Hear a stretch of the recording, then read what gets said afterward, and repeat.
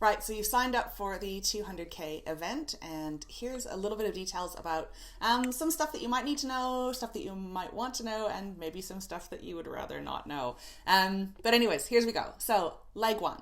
Leg one, you're going to ride from Woodend to Pylong. You'll be joined by the 100K riders all the way into Lancefield. When you get to Lancefield, there is a bonus Dunny block if you choose. The 100K riders do need to stop here to get their brevet signed. You do not. So if you want to have a selfie with the Dunny block with the cows, woo, you can stop here. Otherwise, keep on rolling to Pylong. Your 100K riders will turn left to Bainton.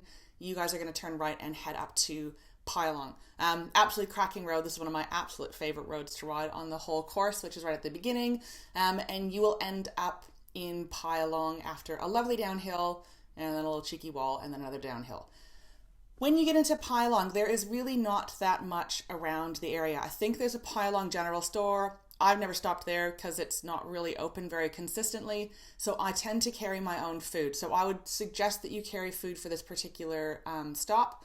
You can top up your waters around the Dunny blocks. Again, beautiful Dunny blocks surrounded by roses. Still smells like poo, but you know, it's lovely. But again, if you are riding through this section, I would suggest bringing your own food and just topping up your water as you need be. So leg two is from Pylong to Reedsdale. This section has a lot happening in it. At the very beginning, you get to do all of your climbing, which is nice because you get it out of the way. But in the bad news, it makes you feel like your legs are getting ripped off right from the get-go. Most of your climbing is in the first sort of 20-25 Ks of this section. Once you hit about the, I'd have to double check, but I think it's around the 70 to 80 kilometer mark, you will see gravel. This is on purpose, okay? Do not panic that you see gravel, and in fact, don't panic anyways. It's an absolutely cracking gravel section. I have ridden it on 23 tires on my roadie like a million times, so don't even worry about it. In fact, the gravel is smoother than a lot of the roads you're going to see later on. So do enjoy this section. It's got a little bit of a climb, and then it's a flat section. You will see a sign for a car that's about to go downhill. Don't panic, it turns back to asphalt before it starts descending. So if you're a sketchy gravel descender, don't even worry about it.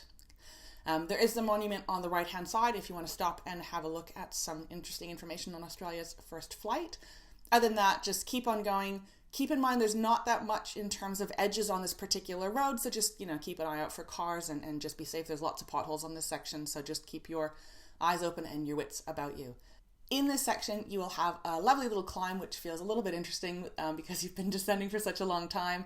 But up and then down you start going. However, please be cautious here. You'll see lots of signs, lots of warning. There is a bridge coming. There's lots of different ways to cross the bridge, from just getting off and walking to doing the sort of the bike skateboarding thing. Do be careful. There are some gaps in there that will eat your wheels. You'll climb up along this section, and after that you will see the Rural Cafe. I have let them know that we are coming. However, it is a fairly small cafe. There's a beautiful outdoor section where you can pop your bike. Fantastic place for a toilet visit for those that like that kind of thing. And it's a really lovely outdoor area for your bike and your food stop. However, there's not a lot of people working here. I've let them know that we're coming, but if you do happen to arrive in a large group, or if you want something specific on the menu, you will have to wait a little bit. So please just be patient with them. They're lovely, but it's a great spot to stop and have a coffee and a snack. Once you've left this section, you are going to head towards Sutton Grange. So you've got lovely little rollers, nothing dramatic in this section. You've already done sort of all the super exciting bits. Rolling along, and then you'll head north after Sutton Grange up in towards Bendigo, before hanging a left, and you can sort of look at the fact that you don't have to climb up and over Mount Alexander. There is a little bit of a climb in this section. It's not terribly long. I think it's about maybe 2 kilometers long. Might feel longer depending on how good you are at hills. And then it's a downhill into Harcourt. In Harcourt, you have a number of options. I recommend the Goldfields Track Cafe. Really nice. For those of you that didn't really get enough food at the Rural Cafe, this place caters for cyclists. So there's a huge mountain bike parking area, huge mountain bike park in this area. There's places to hang your bike. They see cyclists all the time. They also know we're coming. So this has got some really good food. So for those of you that have been waiting for food, this is now your chance. So enjoy. There's also a little store right across the block. In terms of your Dunny block pictures, the next Dunny block is just a shade farther on from the cafe. So if you want that amazing Dunny block picture. It's just a little bit farther past the cafe. After this section, if you're really, really lucky, you will get headwinds and uphill all the way home, which will completely make you feel terrible. But if you're lucky, you'll get headwinds and uphill all the way home. I've never actually had a tailwind on this section to date, so it's kind of a cracking section. However, there are a number of super secret bonus Dunny blocks along the way. First off, there is one in Teardale. It's just off the course. You'll see a children's park on your left-hand side. So you can pop in, grab some water if you need it, and the classic Dunny block picture. Climbing out of Teardale, you'll head towards Malmesbury. Again, Malmesbury, you get a sweeping left-hand corner, and then you'll head downhill. Just before the road starts going up again, if you look to your right, you will see a cafe, which you can stop at if you need some food, and the Dunny block is tucked right around the corner across the street from the cafe. Then heading up, you will head into Clinton. It does get a little busy through here, but I've specifically routed you through Clinton in case you are in need of supplies. On your right-hand side, you will see Monsieur Pierre's. Just past that, along that same street, is the Dunny block. So if you want a coffee and a bakery stop, if Monsieur Pierre's is open, that's a good one there. And of course, the Dunny block is up that way. If you keep going, on your left-hand side is the Cobb Bakery. Anyways, you're probably looking at the sign going, can she not see the picture? But there's a bakery there, award-winning pies, so if you're needing some sustenance at this point, that's another option for you.